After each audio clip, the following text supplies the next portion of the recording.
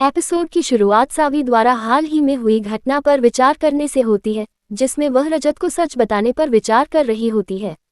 उसे डर है कि अगर रजत ने उसकी बात पर विश्वास नहीं किया तो क्या होगा।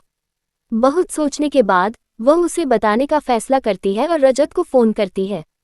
हालांकि आशिका ने सावी को फोन करते हुए देख लिया और कॉल काट दिया। इसके बाद सावी सोचती है कि वह किससे अपने दिल की बात कह सकती है, लेकिन वह थककर परिवार के बारे में ईशा को नहीं बताने का फैसला करती है। वह इस बात को लेकर चिंतित है कि वह जिगर के साथ एक ही छत के नीचे कैसे रहेगी। अचानक दरवाजे पर दस्तक होती है और सावी चिंतित हो जाती है। सई उसे दरवाजा खोलने के लिए कहती है। सावी ऐसा करती है और सई उसे दिलासा देती है, उसे अपनी गोद में सुला देती है। थोड़ी देर बाद सई सो जाती है और सावी उसे धीरे से कंबल से ढक देती है और उसे चूम लेती है। इस बीच रजत डॉक्टर से कियान की हालत के बारे में पूछता है।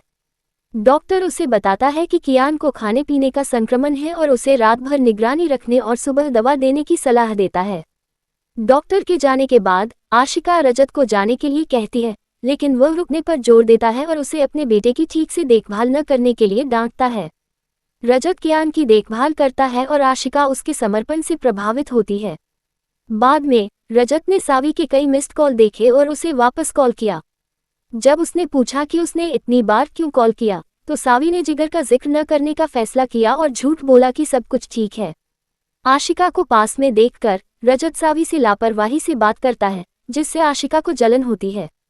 वह पूछता है कि क्या उसे अकेले सोने में डर लगता है, और सावी ने जवाब दिया कि साई उसके साथ है। रजत उसे आश्वस्त करते हुए कहता है कि वह जानता है कि वे दोनों उसकी अच्छी देखभाल करेंगे, और आगे कहता है कि वह चाहता है कि उसके दोस्त उससे मिले, क्योंकि वह एक पुरस्कार विजेता माँ और शिक्षिका दोनों है। आशिका निराश होकर चली जाती है। फोन रखते ही सावी रोने लगती है। रजत को लगता है कि वह सो गई है, इसलिए वह फोन काट देता है। अगली सुबह कियान उठता है और रजत से पूछता है कि वह अभी भी वहाँ क्यों है। उसे जाने के लिए कहता है। रजत जवाब देता है कि वह आशिका को जगाने के बाद चला जाएगा। वह उसे जगाता है, उसे कियान का ख्याल रखने का निर्देश देता है और फिर चला जाता है। बाद में रजत अमन को फोन करके बताता है कि उसने डील पूरी कर ली है। वह अमन से कहता है कि वह सावी का हालचाल पूछे, क्योंकि उसने कल रात उसे फोन किया था और उसे लगा कि कुछ गड़बड़ है। अमन उसे चिढ़ाता है लेकिन मान जाता है। घर पर रिद्धि सावी को नाश्ता देती है, लेकिन सावी यह कहकर मना कर देती है कि उसे स्कूल के लिए देर हो गई है। जिगर भी खाने से मना कर देता है और तारा उसे चेतावनी देती है कि किसी के कारण उसका मूड खराब न करे। रिद्धि तनाव को महसूस करती है और पूछती है कि क्या कुछ गड़बड़ है, लेकिन भाग्यश्री उसे अनदेखा कर देती है और रिद्धि को कॉलेज भेज देती है। सावी के मूड के बारे में जानने के लिए उत्सुक अमन उससे पूछने की कोशिश करता है, लेकिन सावी और भाग्यश्री दोनों उसे आश्वस्त करते हैं कि सब कुछ ठीक है और वह चला जाता है। भाग्यश्री बाद में सावी से भिड़ जाती है और उसे आदेश देती है कि वह रजत को जिगर के व्यवहार के बारे में न बताए। सावी कुछ कहती है लेकिन खुद को फंसा हुआ और असहाय महसूस करती है। अपना फोन घर पर भूलकर वह साई के साथ स्कूल चली जाती है। इस बीच जिगर सावी का फोन देख लेता है। दूसरी तरफ मृण्मयी अपनी पहली तनख्वाह से सभी के लिए उपहार खरीदती है और एक सावी को देती है। सावी इसे खोलती है लेकिन कोई प्रतिक्रिया नहीं देती। उसका मन इस बात में उलझा रहता है कि कैसे तारा और मृण्मयी ने पहले उसका साथ नहीं दिया। कुछ गड़बड़ होने का एहसास होने पर मृण्मयी पूछती है कि उसे क्या परेशान कर रहा है। सावी उसे अपनी समस्या के बारे में दोस्त की समस्या के रूप में बताती है और मृण्मयी सलाह देती है कि उसकी दोस्त को जिम्मेदार व्यक्ति के खिलाफ बोलना चाहिए।